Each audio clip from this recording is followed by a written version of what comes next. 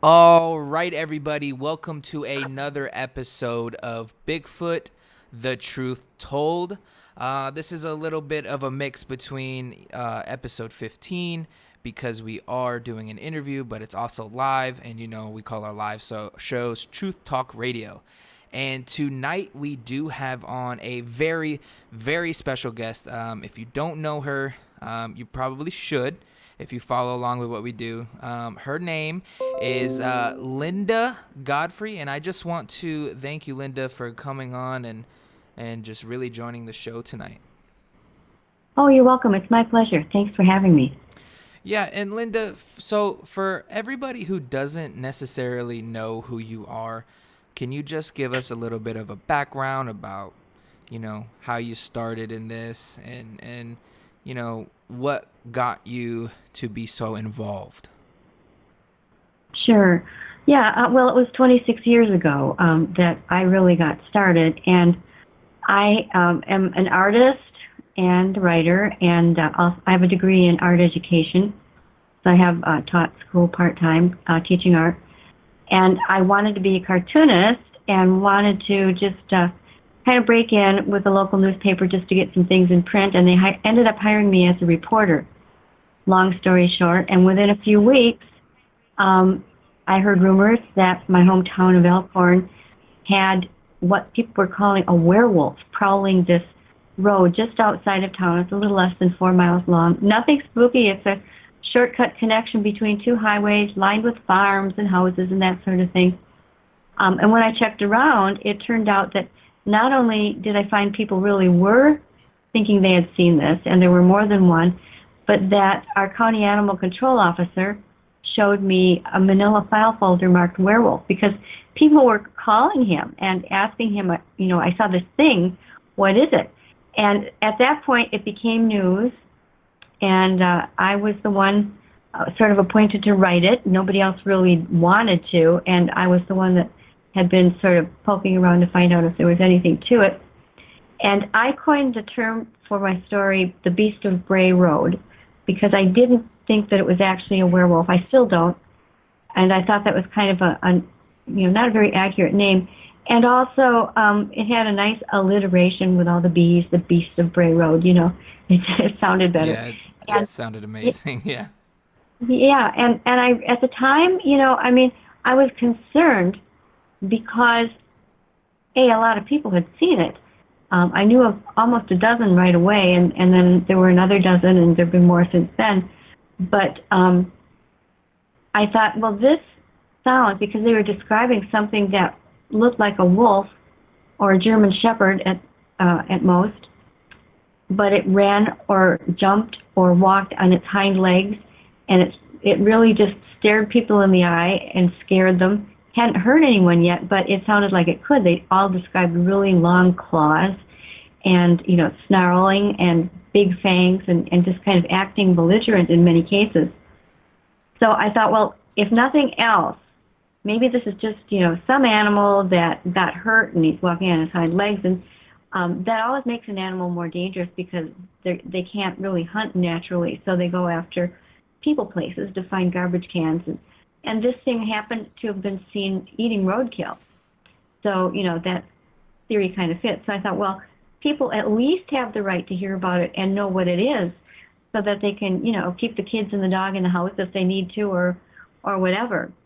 And lo and behold, once this went to print, other people came forward. And people not just from Elkhorn, Wisconsin or the Midwest, but really all over the world. I remember getting a letter from the Virgin Islands, like in the first month. It was just crazy the way it took off. But people were contacting me, and you have to remember, 26 years ago, there was no Facebook.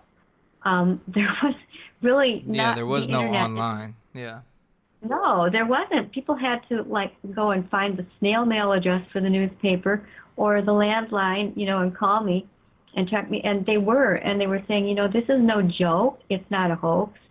I saw this thing, or my dad saw this thing, and they were dead serious. And some of them I started going out and talking to, and none of them seemed like they were crazy or trying to hoax. They many times still appeared genuinely frightened at what had happened to them, and I thought right away, well, I don't know what this is, but it's something that these people have seen, something, because they were all describing basically the same thing, that I had just mentioned. And I thought something is really frightening them and making them feel that they've had a truly unusual experience, because people were saying things to me like, I haven't gone a day without thinking about it. And I wish I hadn't. It changed my whole view of the world. It just changed my thinking about everything. So, I mean, it was sort of a paradigm shifting experience for these people. And then they kept seeing it. More and more people kept coming. I was on radio shows.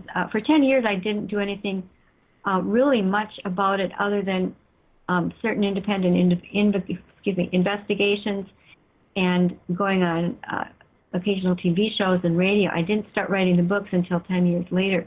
But during that time, I was steadily accumulating knowledge about it and talking to people and, getting their impressions of it, so that when the time came to leave the newspaper, I just felt it was of so much interest to so many people for so long that I needed to put it all in a book for people so that they could have it. Because, and again, you couldn't just put up a web page with everything on it. The best way back then was still to and this was now like 16 years ago, was still to write it in a book and have it where people could access it and it would stay the same. And I guess I enjoy the internet. I post a lot of things on my blog that are totally free, and I don't allow advertising. I think that's a great way to do it. And then I still think that books definitely have their place, because I don't really trust that we're always going to have our electromagnetic world. It could take a solar flare, such as one that we've already had, but before we had the electronics. Something like that could end a lot of information that is stored on the internet. So I didn't mean to get off topic here. No, you're fine. You're fine. Go ahead. But I do feel strongly that, it's great that we have both these days. We've got the instant access and the unlimited storage of all the different things that are on the internet. And then we've also got the standard books, which a lot of people, I'm one of them, still likes to hold a solid book in my hand, and drag it around with me and that sort of thing. So we're at sort of a golden age for it, I think. Yeah, we're definitely at the point where, we can still have books, we can still read books and have tangible things in our hands, but then at the other side of that, everything is switching to electronics, everything's being stored online. You can get information so quickly. I mean, we have phones that are just information in our pocket. Somebody could pull their phone out right now, Google you in 2 seconds, and then, you're just there. And back in the day when you started, people didn't really have that option. So I guess when you started this and you've had that first sort of encounter, I guess from there, you just fell in love with it from after that? Well, I don't know if I'd say I fell in love with it. I fell in curiosity with it. Okay, that's fair. I just wanted to know so badly why people were seeing it, what they were seeing, why they kept seeing it, and as the years ticked on by, I realized that on Bray Road alone, it could not be just one single animal, because it was still being seen. There had to have been more than one just in that place. And, well, of course, I already understood that there were others in many other places. And you don't usually get reports of multiple animals at the same time, but it does happen. I received one upstate New York where 2 brothers saw 2 dogmen or wolf. I still think wolfmen and man-wolf are just as appropriate as dogmen. I could talk about that later, too. But okay. Saw 2 of them running together. I had other cases where somebody actually saw 3 together. I've had one where someone had been camping in the land between the lakes, and on his way on the long drive out saw an adult with 2 pups running across the road in front of him. Had no idea, what these creatures could be, but just kind of Googled around and found my site and contacted me. And that's actually how it happens so much of the time. Because most of the world, when you're involved in a subject like cryptozoology, and it's sort of your whole world, you tend to think, well, everybody knows about this, but the truth is, really, it's a small percentage compared to all the other things that people follow and are aware of. And when it happens to them, and they have absolutely no frame of reference for it or a place to go, at least now they can Google on the internet and find me or somewhere else to report it, which is also a big sea change, because I think we are probably getting a higher percentage of reports than we did at first. There are still lots of people who won't talk about it at all because either they're terrified that they're going to lose their job or their friends and family will tease them and think they're crazy, both of which happen. So it's not an unrealistic fear to have. Sometimes they just say to me, I was in denial. I just refused to think about it. I forgot about it, and then I heard such and such, and it all came back to me. And the phrase I probably hear the most is, I just want to talk to someone who won't tell me I'm crazy. Right. We get that a lot. I get that a lot. My friends at the BDRP get that a lot. Jesse from the National Cryptid Society get that a lot. People just want a safe place to know where they can be heard. And since we're on this topic of being heard and doing shows and coming to people like you and people like us, I mean, do you think that, what do you feel, how many people do you think are telling the truth? How many people do you think are faking it? Are people coming to the light now more than ever because they have a platform to be heard? So do you think more stories are being made up about these subjects and less are real encounters? Like, how do you feel about that? Yeah, that's a great question, because it's something that I know I dealt with right from the start. Initially trying to figure out if these first witnesses were on the level or what, and I realized quickly that these people were. But, I've had a few, for me, it's been a very small percentage of people that I thought were just trying to pull one over on me. I could name them on the fingers of one hand. Pretty well know who they are too. At the same time, I remember them because they are sort of rare. But I do think there's some danger. I mean, the other venues are great. Now there are shows where people can tell their own stories live. They can, do as they like. But I do think that leaves the door open. There's a lot more emphasis on storytelling than on getting the facts and just making sure you stick to the facts, and that probably, it's not outright hoaxing, but I think a lot of sensationalization in order just to tell a scarier story is a big temptation, and you have to just kind of look at some of those. If it sounds way too over the top, you have to look at it a little harder. And I mean, I've had some really way over the top experiences told to me, and it doesn't mean that I won't listen to them. It means I just, maybe I'll talk to the people a little longer, a few more times. If it's a place I can go to, I love to go out in the field. I love to go look for tracks. I've been successful at that, found them. But it's not always feasible. I mean, when you get calls from all over the world, and it's, trust me, writing books about unknown creatures is not generally, in any case that I know, any sort of a big money-making venture, unless you've got, licensed backing or something like that, or you have somebody just footing the bill so you can travel over to, Borneo or wherever the latest sighting is.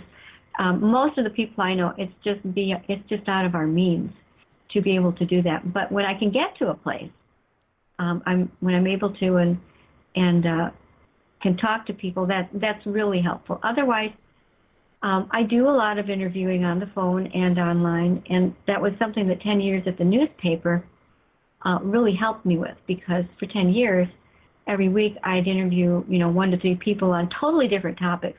During that whole time, for the newspaper, I only wrote maybe like 4 kind of short update columns. They weren't any big deal. But I was doing stories on all kinds of other topics that you would see in a small town newspaper. And it really was very good training for being able to talk to people and just get some kind of a spidey sense as to, whether they were being truthful or exaggerating a bit or whatever. So it's kind of an art, kind of a skill that you learn over time, and just sort of an abundance of caution in many cases. No, I totally agree because I had somebody actually want to be on my show about a couple weeks ago. And so we had him come on and tell a story. And then his story kept changing, this and that. And then I was able to get his mother on the phone to also explain his story.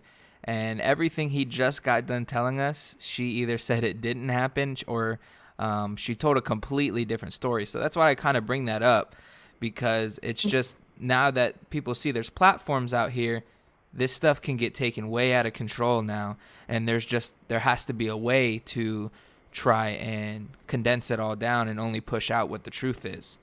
And, Right, with and it's you and your very background. right.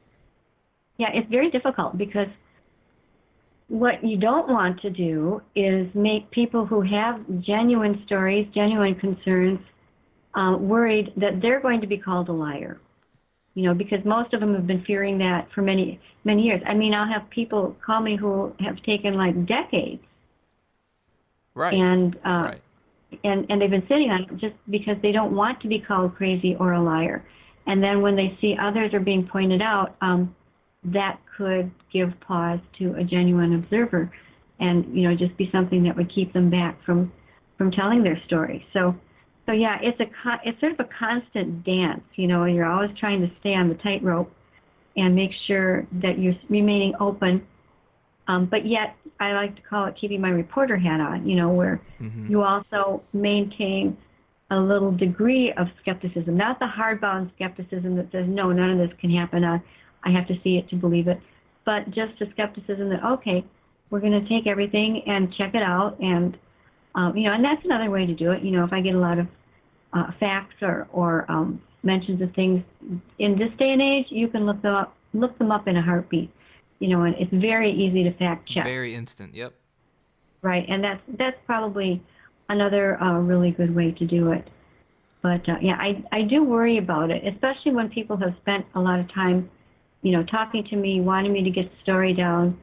I've had one recent one where the story was being told through one person from several other people, and the other people had slightly different versions of what happened, but yet they all agreed that it happened, and they all agreed on what the creature looked like, which was a deviation from the normal description.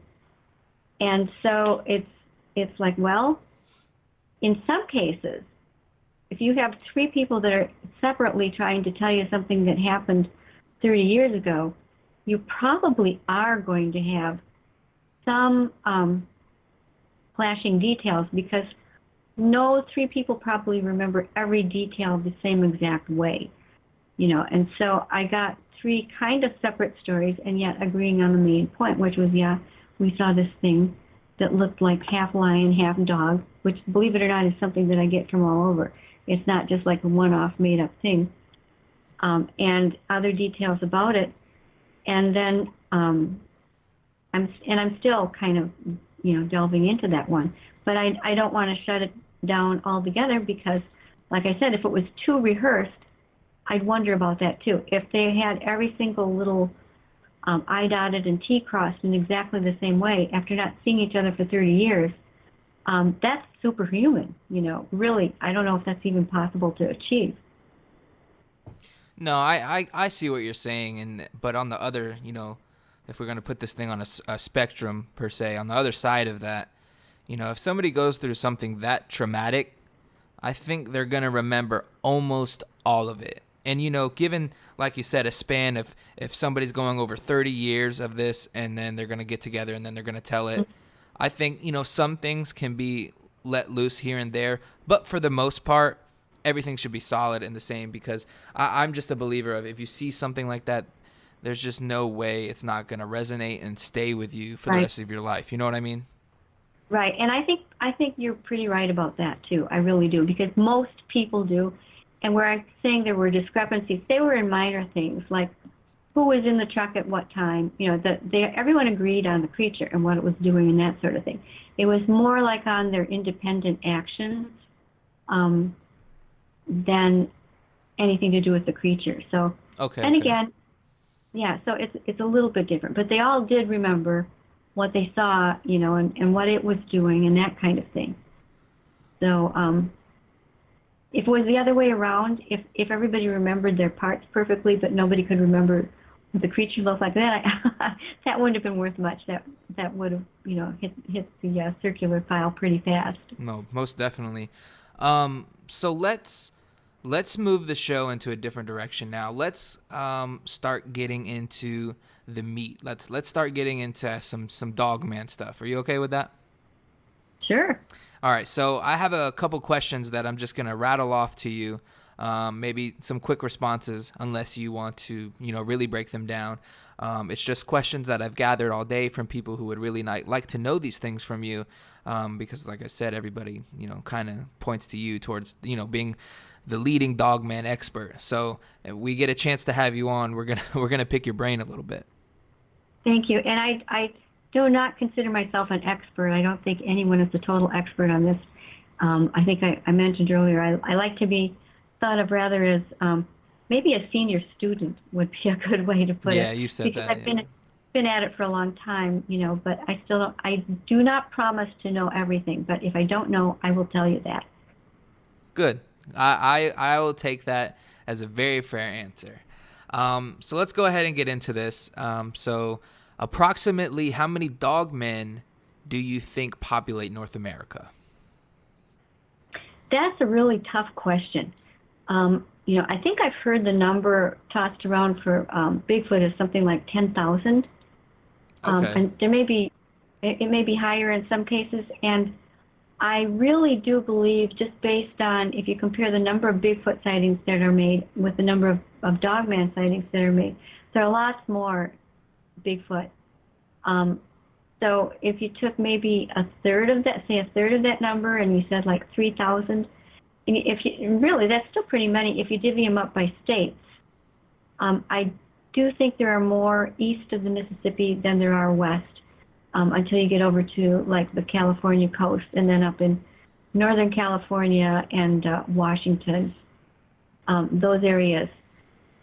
Um, the Bigfoot just seems to be wider spread, seems to be in more places, more identified. It has more of a culture that it leaves behind it. Most people know about the stick structures that are usually seen in the area, and some of the signs and symbols. They'll bend over saplings and make X signs where most people think that it's saying this is my barrier, don't go beyond this. That's what I personally think about the Bigfoot structures. But so you've got a lot more to go on. Plus those huge footprints. It's a lot easier to see if there's been a Bigfoot in the area, and I think it's harder for them to hide themselves. The canines, unknown upright canines, which is what my publishers hate that term because it's just not sexy to say. What werewolf or dogman just sounds a lot better, but Yeah, they it's are really definitely. they are really unknown upright canines because we don't know exactly what they are, that I know of anyway. Okay. Um, And so I have Timothy here in the chat, and Timothy wants to ask you. He said, "Can you please ask what preventative measures do the farmers have put up on Bray Road against the large predator that may come up? Is there, since you've been there, has there been measures been put up in that area, so to speak?" Not that I know of, and I do know a fair number of people who live on Bray Road. Um, Most of them, are really not bothered by it. Some have seen it, some have not. Some have seen it and won't admit it. There are footprints found occasionally, but as far as I know, I'm not sure what it's doing out there. It seems to be more interested in carcasses and roadkill than anything else. But there aren't a lot of reports of animals being taken or anything like that. Most of the farms that are still there are more like crop farms. Mm-hmm. A couple of them have some cattle. They're not big animal farming operations right out there. So I don't think that any of them are taking any super big precautions. there was one of the most recent sightings, and this is detailed with some supportive trail cam shots in Monsters Among Us, my most recent book. There's a farmer who was sitting out in his shed. It would have been just about a little less than 2 years ago, I think. And he's sitting out in his shed working on something at 3 a.m. And all of a sudden his animals just started going crazy. And he got up, looked out the window, and he saw this coyote running through his yard. He had, some yard lights on, running through his yard and his property just as fast as it could go. And he's thinking, well, that's kind of weird. I wonder what could be chasing. Usually the coyotes are chasing, rabbits or something else themselves. And he kept looking, and this other thing came right after it. And it stood, he said, between 5.5 and 6 feet tall, bent over, running on its hind legs as fast as it could. It was a canine, long muzzle, pointy ears on top of the head, tail. He could see it was running on it like a dog does on its toe pads. And it was not only keeping up, but gaining on the raccoon, on the coyote. I'm getting myself ahead a little bit here in my mind. And chased it into the woods until it disappeared.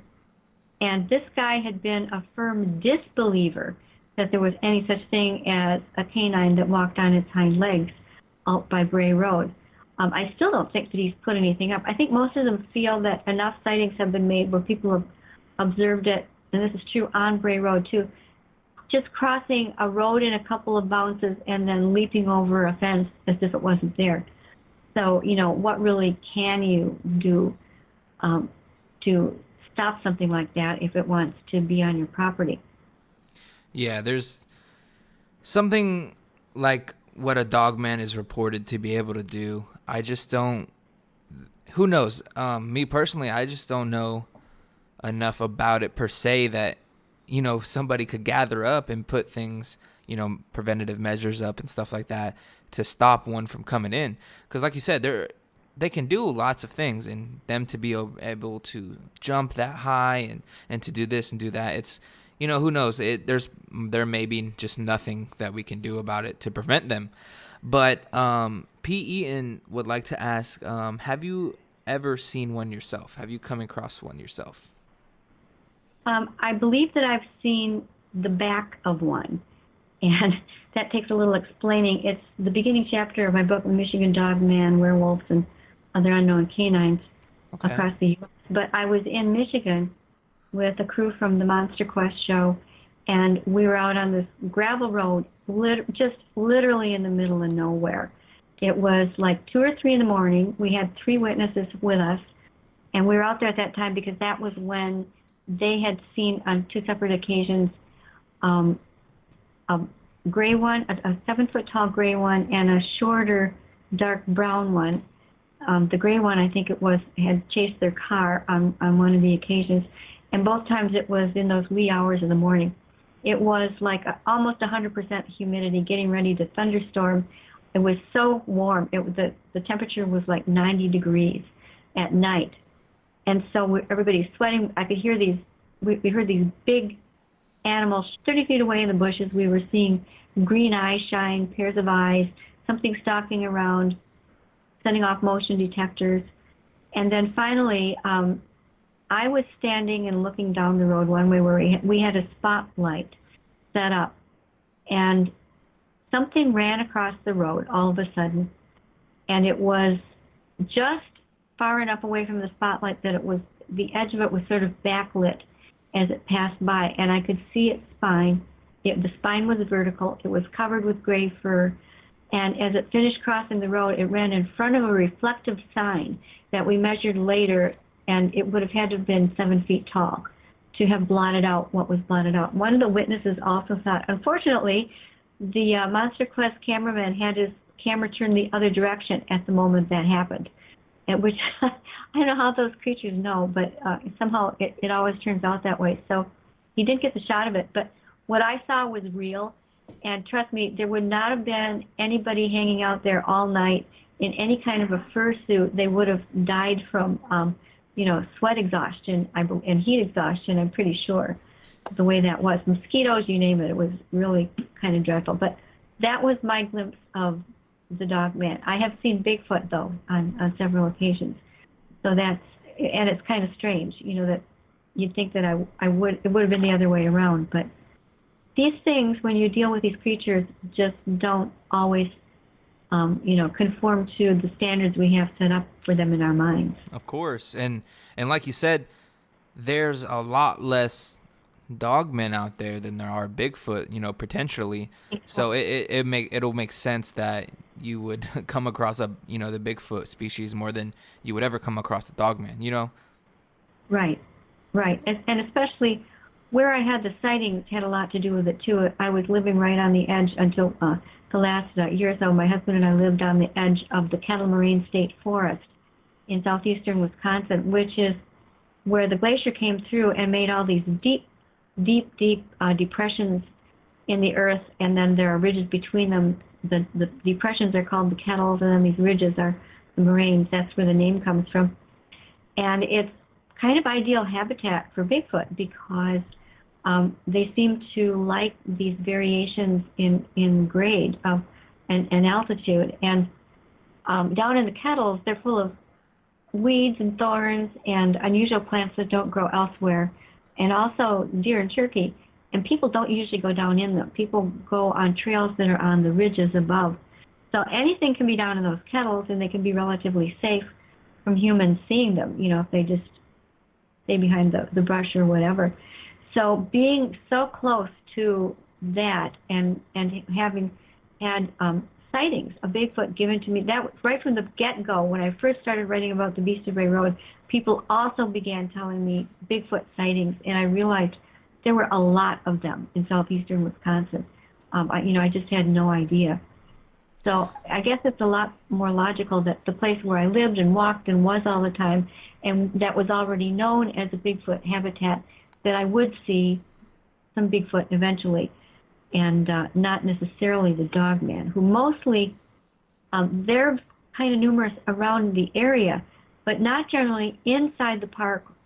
It's more along the edges of the park, where the deer kind of congregate between the prairie and the forest. And I was sticking pins in a big wall map for a long time until we moved, and the movers wrecked my wall map, unfortunately. I have to make another one. I can still do it on small maps, but it's really an instructive thing to, just sit and pick out an area, go and find all the sightings, and then see where the where the Bigfoot are and where the Dogmen are. And you can educate yourself a lot in that way.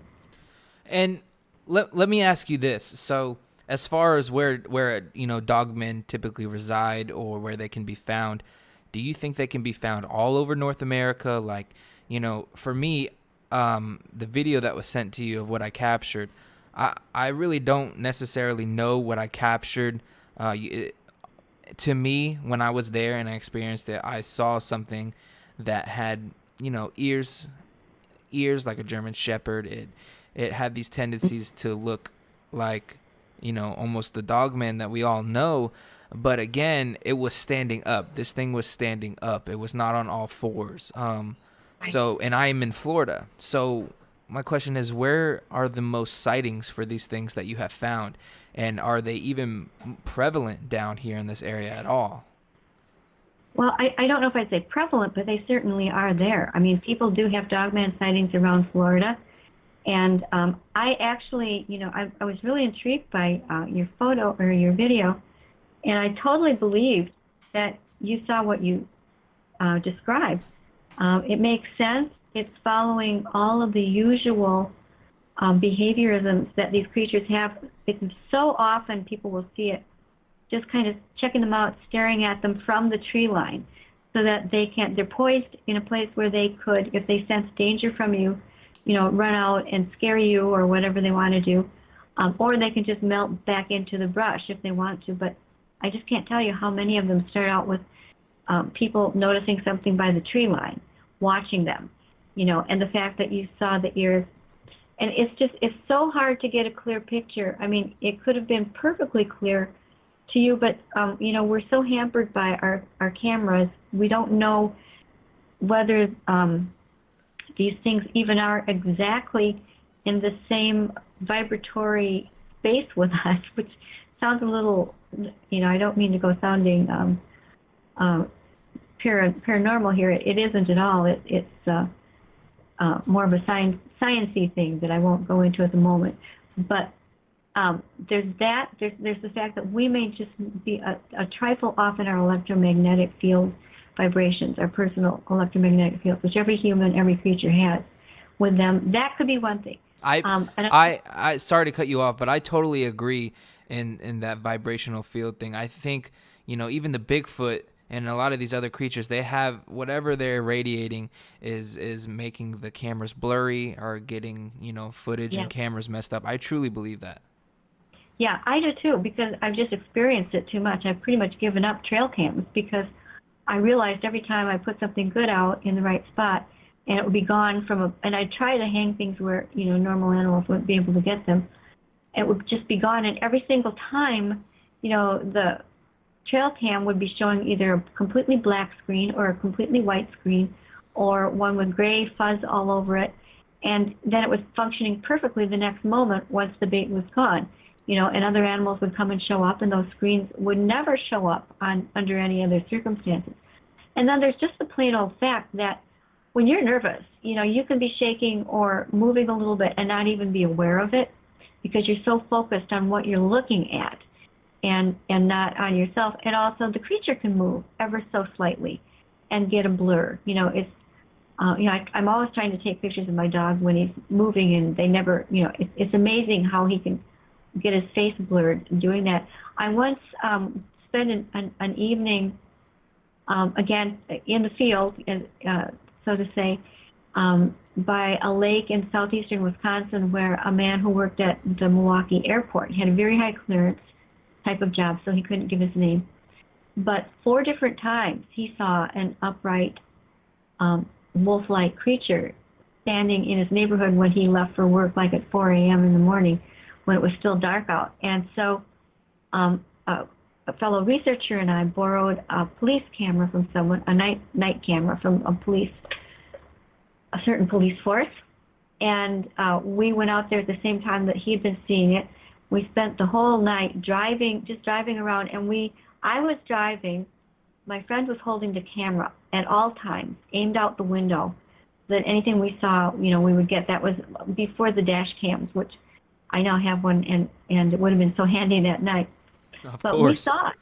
we saw animals, we saw a fox, we saw a deer, something else, and thought we were capturing on the film. When we got it back and reviewed it, there was nothing but blurry things in blackness. And despite the fact that we had lights on, we had, flashlight hanging out, there was the flash on the camera, nothing showed up, and it should have.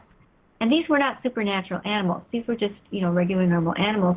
It's just that we didn't have the proper equipment and lighting to capture their images. And when it comes to it, that's all true. And you got to think about from a camera standpoint also. And I've said this before, a certain amount of light has to come through the camera lens. Then it has to travel through the camera lens. And now, with the digital age, that image has to be then imprinted onto a little bitty camera sensor that's inside the camera. Exactly. There's a lot for it to go through. And, I would know this because I do production for a living. That's my job. 9 to 5, I do production. So, and there's lots of reasons why things can be mistaken or how things can break very easily, because digital is beautiful. Digital is almost perfect, but it's not. There's nothing like film. Right. And even I've heard film, when it was being used to go out and hunt these things and track these things, those beasts and monsters even gave off something that it would disrupt film. And if it's powerful enough to disrupt film, it's definitely enough for their electromagnetic field to encounter something as simple as, a simple digital camera, Right, exactly. Yeah, and it can make you dizzy. I mean, there are people, I have some certain colleagues that, I'll go out, hiking in sightings areas with, and they get sick very frequently for some reason. Some people are more susceptible than others. They'll just get headaches, and all of a sudden their ears are ringing, and they feel nauseous and flushed and have to go sit down and drink water. And I think this is another defense mechanism. And I think with the Bigfoot, I'm not sure exactly about Dogman, but I think with the Bigfoot, it definitely could be a form of ultrasound manipulation. Yeah. Because those are all things that have been shown in the laboratory, proven to affect people in ways that people can be affected by noise that's below, our normal threshold that we're here. I totally agree with you on that because, so here's part of the video that I captured. I don't know if Rich has told you anything about this, or Craig Salk, whoever got in contact with you originally for me on my behalf, but there was, as soon as I saw this thing, and at first I just looked at it. And then that's when I turned on the camera. I was like, okay, I have to turn the camera on. But at that point, my body was like, you can't go nowhere. My brother was with me, and he wanted to already, hop out and leave. And then I was thinking to myself, man, I feel sick. I feel really sick. And then my brother says, my stomach hurts. We have to leave. And then afterwards, we started getting back to the car, and he sat in the car, and he was like, I really feel like I just wanted to throw up. And I said, I got a little sick too, but he was like, no, I'm sick to my stomach. And that's when I thought, that's when I became very unsettled. Dizzy, sick, tired, stuff like that. Lot. Yep, that's the classic sort of symptom. And it does seem to happen more often with Bigfoot than with the Dogman type of thing. But I've also heard it with the Mothman-like flying creatures too. I for sure. I investigated one of those. I was there for several days. And the people who were driving the truck that this thing swooped down upon, both of them became ill. One, a 25-year-old was driving, and he had to get out and just vomit. And his dad was the other passenger in the truck, and he was sick for like 2 weeks, just sick in bed. That long after? Yeah. Well, he was older. He had some other health issues, and I think it affected him more. Okay. But it's nothing to really scoff at or play around with. It can be very, very serious for some people, and I'm not sure that maybe they don't even do it on purpose. Maybe it's just their natural defense working. Who knows? Right. It's just something that naturally comes out, and whether they want it to or not, it's just always going to happen. But I want to move on to a couple more things before we have to wrap up, because I know we have very limited time. But I want to know how you would tell the difference between a Dogman from a Wolfman, and do you think like a werewolf, or is that all in the same realm to you? Are they all the same thing? Like, what is your definition of each of those creatures, or could at the end of the day, could they be the same thing? Yeah, I don't think they are exactly the same thing, in that if you take the long-held traditional view of what a werewolf is supposed to be, which traditionally is, a human being changing into another species, and, the teeth lengthening and the fur sprouting, and, all of those changes happening, that's a really different thing than what most people are reporting today. And the ones who do report it, it's kind of easy to see that there's a supernatural thing about it. It's more like somebody projecting, maybe you might call it spirit matter or an astral body or psychic force, whatever you want to say, projecting some type of energy over themselves or around themselves, or even going out from themselves, that can show the form of a wolf. So that, I think, is a different thing. But although it's very useful, and I'll admit the publishers love it, and I'll sometimes kind of use it in certain cases as a substitute, because it gives you a pretty accurate picture of what these people are describing. It looks like a very large wolf running or walking on its hind legs, and that's the immediate mental picture that you get from the word werewolf. Now, when it comes to Wolfman and Dogman, Dogman has gotten kind of popular, I think, from the term the Michigan Dogman, Mm-hmm. might have helped it a lot. But actually, what most people describe looks more like a wolf. They'll say it had a head like a wolf or a German Shepherd, but then when they go to describe it, a lot of it's a lot more wolf-like. Wolves have larger paws than dogs do, and the paws are almost always described as like elongated or bigger or almost hand-like compared to the dogs. So that's just one of the ways to tell the difference. But I don't think they really look like dogs in most instances. They really sound closer to wolves. And their coloration differences are the same coloration differences that you would find, in a pack of wolves. They have similar body characteristics to wolves. Wolves have longer legs than dogs do, actually, in proportion to their bodies, and not just Dachshunds. To any similar dog, the wolf will have a little bit higher legs. So there are ways you can tell the difference, but it's sort of a minor thing. I don't get all hung up on that because people kind of know what you mean. And when you're writing a book too, the editors don't like it if you keep using the same exact word. They like you to keep changing up the phrases so the writing doesn't get boring. So, for that reason, sometimes the different terms go in. I still really think the closest correct description is unknown upright canine. But it's just such a mouthful that it's hard to always use that. Right, and it's just more safe to, unless you're up and close and you know for sure. I mean, you might as, given that broad description, it was upright. So are you saying that the more wolf-type creatures will be more upright than, say, the Dogman will actually be on its all fours, right? That's what we typically know. No, not necessarily at all. I'm saying I think that Wolfman and Dogman are pretty interchangeable in terms of what people usually report when they say I saw a Wolfman or a Dogman is quite the same thing. And there are other terms for it. People down south will call it the Lugaroo or the Rougarou. Some people just have local nicknames for it. And it's the werewolf term that I think is quite a bit different. And then skinwalkers are another completely different thing. There are different forms. Some are mimicking other forms, the same way that, you've got solid human beings that, I know you're there sitting in a chair somewhere, but, there could also be a ghost to you. There could be some other, type of manifestation. And it's the same thing with these creatures. I don't think we're always looking at exactly the same thing. Just because something has canine characteristics and is standing on its hind legs, doesn't mean that it is what we think it is.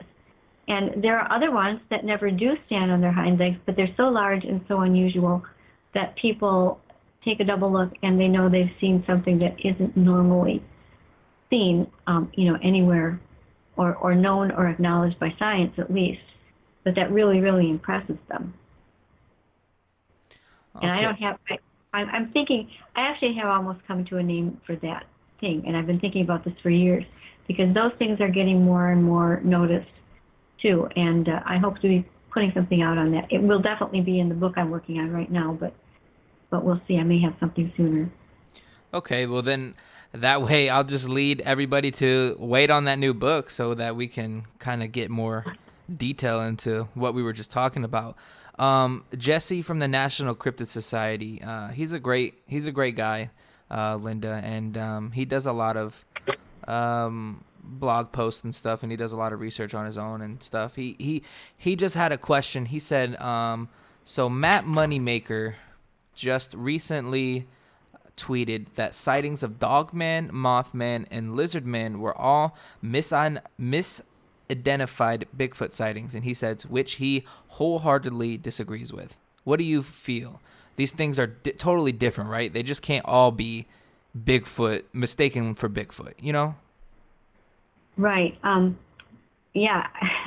Well, first, I will say, anyone is certainly has the right to their own opinion, and it doesn't bother me if people think differently than I do. But unless you buy into the theory that all of these things are just manifestations of some other supernatural force or energy that can shapeshift and be whatever, I don't see how you can possibly buy that, because there are so many people who have really great daylight close-up sightings of Dogman, of the Mothman type thing. I mean, these two guys in La Crosse, Wisconsin, the Mothman thing flew right at their windshield and almost hit it. It was right in front of, like 2 feet in front of their faces.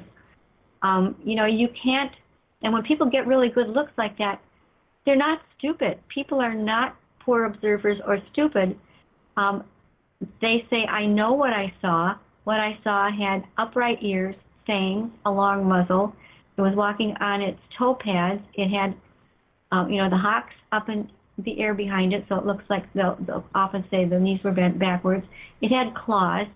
That's not a Bigfoot. It's just not. It's a canid. And you're comparing a canid to a primate as being the same thing, or even the Black Panthers, so-called Panthers, are not the same thing as the others. When people have a good look and can see all the body parts proportionate, you have to trust your witnesses at some point.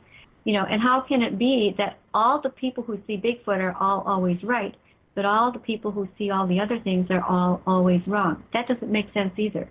So to me, it's just a matter of logic and observation. No, I agree.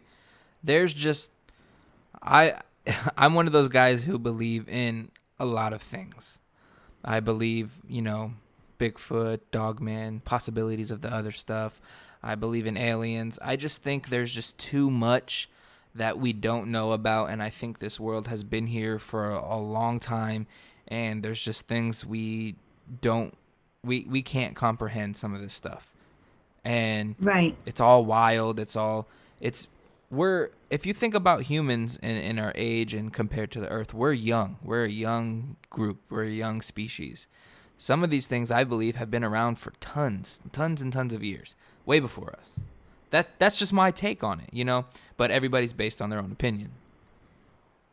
Well, I've heard that from, most Native American friends of mine or people that I've met and interviewed, and I've tried to talk to them and have over the 26 years.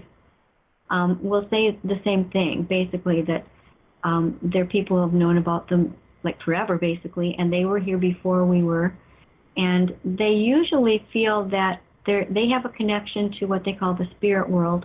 They can be here or there, and that's why we don't find the dead Bigfoot bodies, for instance. And that's still like up skeletal remains and stuff. Right, exactly, because they can be taken or go to someplace else. Well, and also, think...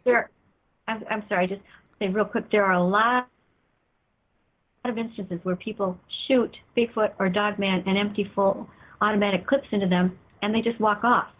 Right. And when it comes to that, do you think if one of those things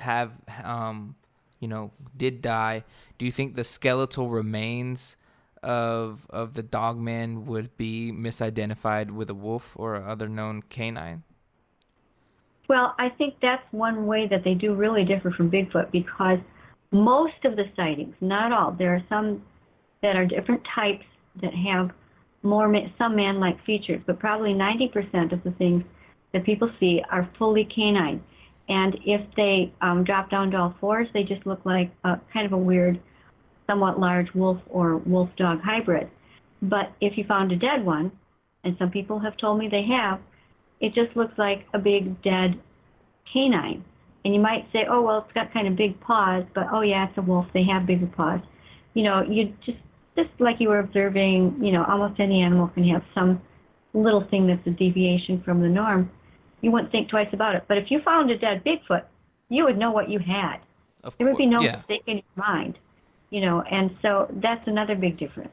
Yeah, I think it is less easy to mistake a Bigfoot remains than per se a Dogman, because there's tons of other things in the woods that have the same body build and stuff like that. But here is a funny kind of question, but it's also a good question. When you have a Dogman and a dog woman, and when they mate, do you think they have a litter of pups or a single baby like humans and Bigfoot do? Well, humans can have up to, quintuplets, Well, I'm just sextuplets. saying for the norm, just just to say for one baby at a time. Yeah. Well, I've had a couple of different sightings where there've been a big one and smaller ones. And in one instance, there were two small ones, and in the other, there was one. So, that's just something I don't know that there's any way to really be sure of that or not. It's hard telling, but I think you can imagine that if they are basically canine, but just with this other ability to walk erect that most of the canines don't have, I don't know why they wouldn't be able to have the multiple births. But again, that's something we just don't have any information on. I don't anyway. I I like that answer. I mean, it's good of you not to give out anything definitive that's not proven, So I totally respect and agree that answer. Um, I know we're cutting close to time, and this is something I really wanted to get into, and it has to do with the Gable film. And I'm sure, Mm. I don't know if anybody who's listening right now knows what the Gable film is, but it's recorded Dogman. It's a recorded Dogman film, and I know Linda, your reasonings and stuff. Why do you say the things you say about the film? What is your meaning behind it? So, for everybody who's listening, tell them if you think the film is real or if you think the film is not real, if it's a hoax. Well, I know for sure that it's a hoax. And it wasn't me that found that out. It was the producer of the Monster Quest show, because for several years, the person who wrote that song, The Legend, had been trying to get me and some other researchers and people to, sign off and say that this film that he had that purported to be from the 70s that showed not a bipedal animal, but something on all fours, and it was really weird and spooky looking, that it was the Dogman, and none of us could really agree with that because you just didn't know what it was. And my opinion was that you didn't know what it was. Well, once Monster Quest kind of called this man on it, he and the one who actually made the film got a little bit nervous, I think, and they confessed. And then Monster Quest did their final season 4 final episode was about this film, and it was shown, and I was there. I took pictures. The guy who actually made the film he didn't really intend it to be a hoax. He thought they would use it more as like a funny advertising thing. And in the original, I saw this too, and I've seen it online some places too. At the end of his supposed bluff charge, where the whoever was supposedly taking the pictures and filming it in the 70s was the last thing you saw was these teeth closing over the camera. Instead, in the actual one, he stood up and he put on these big funny glasses and waved at the camera. And this guy, I met him. I was at his house. I met his wife, and he had a son that one of his sons was running the camera for that. By the way, he had all of these. It was his hobby. He collected these 70s snowmobiles, like you see in the show, and he had a ghillie suit that he wore. He showed that to us. He showed us the mask that he used to just stick it over the camera so it looked like something was eating the camera. He had the camera there, and I've posted my pictures online. I took pictures because you never know with these TV shows whether they're actually going to get shown or not, and I wanted this to be shown. I did. The only reason that the show asked me to be the one to go along and be sort of the talking head was because I'd had this prior actually friendship with Steve Cook, who was the one who really kind of masterminded the film as it was. Well, let me ask you something, Linda. Was sure, this... I'm glad you have to ask. Yeah. Okay, was this confirmed, like, to you, or this was confirmed it was a hoax? Is there... Yes. Told you there's proof of it? It's recorded proof somewhere out there that we can look at, or there's nothing that from the Well, they actual both, people who made the film? Is there any proof of them saying it? Recorded yeah, proof? yeah, they both confessed on the show. Okay. And it wasn't, I mean, they were sort of reenacting their confessions because they had already, like I said, Steve Cook broke down and told the producer, Doug Hychak, who called him from Monster Quest, that, he had, kind of gotten started doing this thing and it sort of got away from him. And he actually called me, Steve Cook did, after he talked to the Monster Quest people and said he wanted to tell me, he was sorry, but it was a hoax, because people had been spending just tons of the time trying to, analyzing these films, and he did a really good job of editing them, so it was hard to see. Although there was a part where you could see part of a tennis shoe. That was one of the big giveaways when it sort of started unraveling.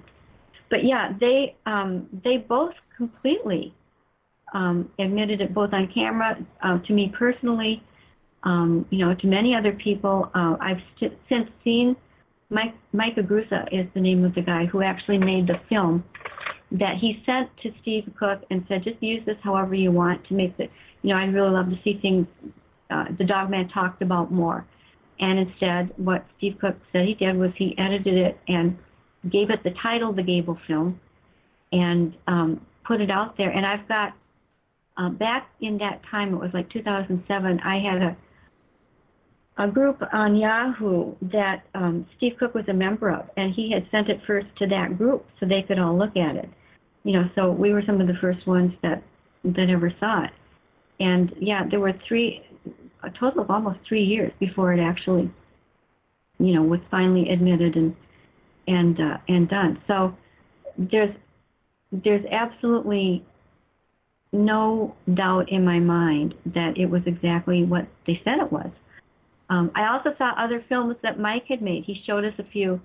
He had practiced on some. He was kind of a jokester. He wasn't a bad guy or anything. It was just something he had fun with.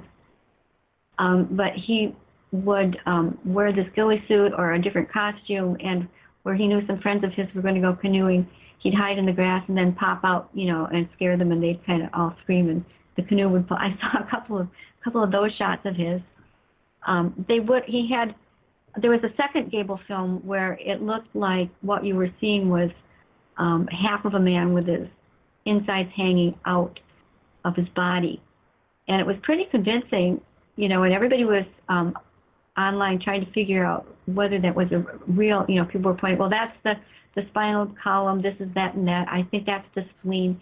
Well, what he had was precisely what was shown in the movie, or the video, I should say, which was a big assemblage of spray foam that he then spray painted kind of red and pink. It was very realistic looking and done, he said, I couldn't believe it came out that good. It was just sitting there on his table. I've got my own photos of it. So, whatever, it would have been, I don't know any reason why anybody would think this couldn't be a hoax. And I'll tell you, nobody wanted the Michigan Dogman to be proven more than I did and still do, and anybody else who was in that group, or any of the other colleagues of mine that he was, I'm not going to say who they were, but they were well-known people. No, I mean, I can see, where you're coming from, and if they had to say those things. It's just that when you first look at this film and then you see how the Dogman moves, or in this case, how if it was him in some sort of costume or something, it's just how it moves at first glance, at first couple glances, you're like, well, this thing's really moving like an animal. So unless he said he practiced and did whatever he did, who knows, maybe he was told to say it was a hoax. I'm on the side of, sometimes I lean towards more things that people, I go towards the conspiracy side of things. People are told to say things. People are told to cover things up, and that's kind of where I lead my direction. Where the film, maybe he told you all this stuff, and he said all this stuff on television, and it's proven, and to you that's proven, and that's fine. But at the same time, it's just, What were your exact thoughts when you saw it move the way it did? Like that didn't ring any bells to you? That didn't startle you at all to say, Well, it hey, did. that. No, it did. Of course, it did. That's why it took so long. That's why it was like a couple of years, and people are still studying it. And he's got a very startling way of kind of running and pouncing. It's hard to describe, but if you met him, and like I say, he's not hard to find. He came up to me at a conference a couple of years ago in Michigan, and we had a chat. He's a little differently, he's very powerfully built, or at least back, I don't know what he looks like nowadays, that was a few years ago, but a short man with kind of short but very strong arms. He's got a slightly different build, and it's nothing bad or anything. He's just built in a way that he can make those kinds of moves. And he did it. He repeated it for the cameraman and me. And I'll tell you, even though we knew it was him coming out of the woods, and he didn't even have the full ghillie suit on. He didn't put the head part on, which he had just made the ears by sticking a wire coat hanger which I saw under part of the ghillie web to make the ears. When he came bounding out of the woods on the same spot toward the cameraman, and we both jumped. They had to redo the shot because it was so startling. He's got a very startling way of moving, and that's what kept it going for so long, was this guy's skill, in putting it together. And all that is in the TV show? Yeah. Okay. Yeah, I'm going to have to go back. It's really a must-see. It's a must-see. And, I'd be glad to send you again. Like I said, I have the photos of all of the, the latex guts and the cameras and the snowmobiles. And, it's just, everything that was there is exactly what was in the film. These were the items that were in the film. So if it were a hoax and somebody, wanted to make you believe that, it had all been done, they would have had to go back and reproduce each item that was shown in that film perfectly. And who would go to that time and expense for what? I just don't understand why anybody would want to do that, And if somebody was trying to discredit the idea of a dogman or use misinformation, I think they would have probably been able to put together something that looked more like a dogman than this four-footed thing that just moved alarmingly. And, I think most people were kind of leaning toward a bear. People were willing to accept the idea of an animal, but it just didn't do anything that really looked like what people say a dogman looked like. And that was what I always told Steve Cook was, it's interesting. I think it's worthy of study. And in fact, that is actually what set the whole investigation off. Was I was listening to the Monster Quest producer speaking on a radio show. I just happened to tune in, and he was talking, and I phoned in and said, "Hey, Doug, I have an idea because you have all the equipment that nobody else has." Because he had, all of the production paraphernalia that you would need to produce a major TV show. And I said, have you heard about the Gable film? And I wonder if you could go and investigate it because you have all the equipment. Maybe you could give us a definite answer. And that was as far as I'd gone. And I have to also tell you that during those 3 years, I had what was supposed to have been a fatal cancer and have been fighting my way through chemo and all kinds of other things. And, Steve Cook was still trying to get me to perjure myself and say, yes, this is definitely the Dogman. It did not matter. But so I had my mind on other things. It wasn't like I had really any big part in this other than that it was my Yahoo group that had been given the first film. And then I happened to call Doug Hychak, and he thought that was a great idea for a TV show. And when he got hold of Steve Cook, then Steve Cook told him. So we weren't expecting that at all. That wasn't the expectation. No, I see your side, and exactly where you're coming from, and it's just like Tina says in the chat. It's a shame that people find it, so easy to hoax. Like they will go out of their way to cause these hoaxes, and maybe like you said, he didn't want to do it on purpose. He just did it as a joke. If that's the case, it's just sad that we can't ever get any definitive proof, or if we do have definitive proof, it'll be taken as not so because of all the hoaxes that go on. And we just got to clean some stuff up in this world that we have in our areas, and try to get it so that the masses will accept it, because right now the masses don't accept it, and it's just something that we have to try to work through and push through. Well, what I like to emphasize about that whole thing is that it did not prove that one single other Dogman encounter did not happen. This was just something that was on its own. It didn't even look like a Dogman, if you ask me or most other people. It just looked like some unidentified weird animal. And it has nothing to do with the many, many very brave witnesses who have come forward and told their stories, or the many encounters that have been had, really all over the world. It doesn't touch them. It puts a seed of doubt in the minds of those who, forget to look at the big wealth of evidence and sightings and encounters we do have that are not hoaxes. And that's what you just have to remember and look at.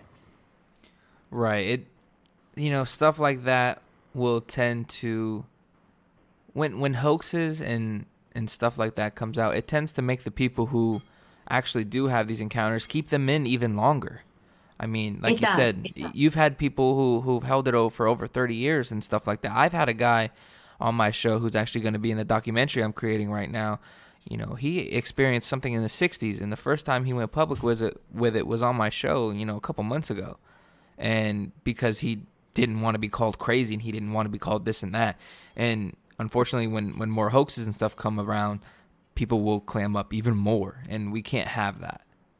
They do. But, and I also say we can't be afraid of the hoaxes. When we do know something's a hoax, you have to expose it so that it won't happen again, so that people can build up sort of a repository of what looks like a hoax and what doesn't. And so that you do have to kind of keep that in mind. It goes back to that old question of how do you tell who's telling you the truth and who isn't? Because the key evidence in most of these cryptid encounters is the eyewitness testimony. It's that so many people are seeing the same thing and describing it, and that they turn out to be credible people, credible witnesses. That's our big that's our big main evidence that we have. And these other ones are just aberrations. We have to show what they are, show them the light, and then just let them go. And then go on with the investigations of those who deserve it and those who are telling the truth and trying to find out the truth. And that's just all we can ask for. And, people like you who give people a safe place to talk, that's needed. And journalism and things going out to be saved and to be written down and to be documented, we need these things. And it's a pilation of evidence that is going to keep coming. And I believe in this day and age, I think we're coming closer than we think of actually showing this to the masses that, hey, these things are out here. I believe wholeheartedly that we're close to that. What do you think about that? I think so. Yeah, I think so. And I think the more, books and venues and things there are where people read about other people just like them, they could be their neighbors or their friends or relatives, people in their own backyards literally are seeing these things, it tends to dawn on them that, oh, well, that many people can't be wrong about something. And when they're presenting sort of a united front, that makes everybody stronger, everybody's encounter tales stronger, and it just progresses. But it's still back to, like, for me, day one back at Bray Road, there's something there, and I think people have a right to know that it's there, and then we figure out what it is and if we need to deal with it or what we do. But people have a right to know. That's my main, whatever the truth is. That's exactly right.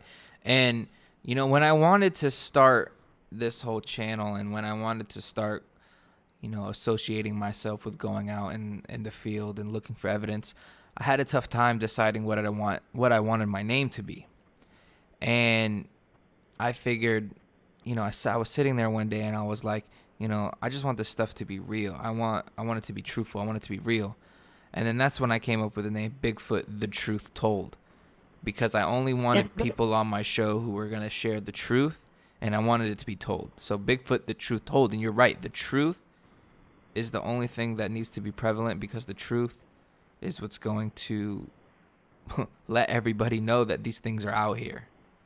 Right, whatever they are, and I do not claim to know what they are. I just don't, because I've never had one in front of me to sit down and look it in the eye. But whatever it is,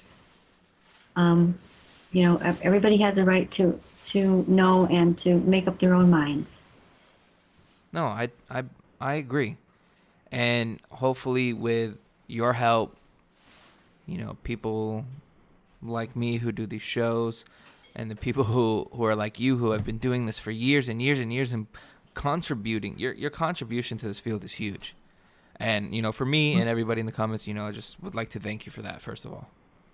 Well, thank you. I do appreciate that. I really do. And it's been interesting. I have to say that. And I still do, accept encounters. If people want to write to me, if you don't mind my saying so, my website is just lindagodfrey.com. You can find encounters that aren't in any of the books and other things there, lists of the books. But I do have a sightings form that you can find and just contact me on that if you want to. So can you go ahead and say your website one more time? Sure. It's Linda Godfrey, GODFREY.com. You don't even need the W's, just lindagodfrey.com, and you'll find everything right there. And I've got a Twitter feed. You can join me on although I'm not really great at Twitter, but once in a while I get some good tweets on there, and I do have a dialogue going on. And I've got a Facebook page. Linda S. Godfrey is my author's page. You can find the link to that too. So. Well, there you guys go. If you have an encounter you would like to share with, one of the few people who have been doing this for a long time, she would be the one to share it with. Let's go ahead and get her website. Go ahead, follow her on Facebook. Support her and listen to what she has to say, because her voice is truthful, and I will keep saying that because I agree with it. And Linda, hopefully we can get you back on sometime to come on the show. I know you don't. I don't know if you do a lot of interviews and stuff like that all the time, but hopefully we can get you come back on and maybe have a specific subject and some specific subject matter that we could have you talk about, and we can share, and we can have maybe a live viewer experience and have people go back and forth with you. That would be cool. Oh, I'd love to. That would be fun. Yeah, and I really do a lot of radio and TV things. You're the only radio show that I agreed to do this month to. For some reason, it just struck me because I'm like in final desperate finishing the book land, which is a very dark place to be. It's due, coming up very fast, and so I had just kind of cleared my decks. But then I heard from you, and something just made me think, this sounds like something I should do. It just seemed right. And I think it was, I think there were some things that needed to be said and explored and talked about, and I always feel good about that. And I always still leave people to feel the way they need to feel. I never feel like everybody has to think my way. So however you leave it, that's great with me. No, and Linda, we really appreciate it, and I really appreciate you coming on. And hopefully we didn't take away from your book too much. And I needed a break. There's nothing more fun to me than to sit and chat with someone for an hour about these topics. So it was a great break. Well, I'm happy that we were able to give you that little break. And Linda, I hope your book goes well, and we will be looking out for it. And when it does come out, let me know. Send me the email, drop me the link, and I'll put it out on my platforms too. It's never enough eyes and ears out here to share your stuff. So, Linda, thank you so much for coming on, and everybody, thank you for listening today in the live stream if you're here. And guys, stay tuned. As soon as we're done with this will be posted, Linda, and I will send you a link, and you can do what you would wish with that link. And this has been a great live show. Wonderful. Thanks again. All right, no problem. Thanks to all of your listeners. All right. Thank you, Linda. You're welcome. It was enjoyable. Thank you.